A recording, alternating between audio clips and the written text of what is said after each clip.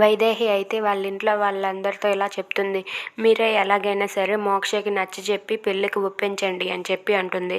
ఆ మాటలకు మోక్ష వాళ్ళ అన్నయ్యలైతే తప్పు పెద్దమ్మ, అది అలా చేయడం కరెక్ట్ కాదు, మేము దీనికి ఒప్పుకోము అని చెప్పి అక్కడి నుండి వెళ్ళిపోతారు. ఇక బామ్మ అయితే వైదేహితో ఇలా అంటూ ఉంటుంది. ఏంటి వైదేహి ఇది, రఘురామ్ ఊరి నుంచి రాని, ఊరి నుండి వచ్చాక పెళ్లి పనులు ఏవో అప్పుడేవో సంబంధాలు చూడొచ్చు, ఇప్పుడే జరిగిపోవాలంటే ఎలా చెప్పు అని చెప్పి అంటుంది. ఆ మాటలకు వైదేహి అయితే ఏంటి అత్తయ్య మీరు ఇలా అంటున్నారు, ఎలాగైనా సరే నేను పెళ్లి చేసి తీరుతాను, ఎందుకు ఇష్టం లేని పెళ్లి చేసుకునే వాళ్ళు మళ్ళీ కలిసి కాపురాలు చేయటం లేదా ఏంటా, వీళ్ళు కూడా అలానే కాపురాలు చేస్తారు, నేను మాత్రం ఆ మోహినితోనే మోక్ష పెళ్లి జరిపిస్తాను అని చెప్పి అంటూ ఉంటుంది. ఆ మాటలు విన్న మోహిని అయితే చాలా సంతోషంగా ఫీల్ అవుతూ ఉంటుంది.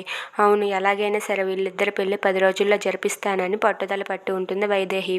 Please like, share and subscribe. Thanks.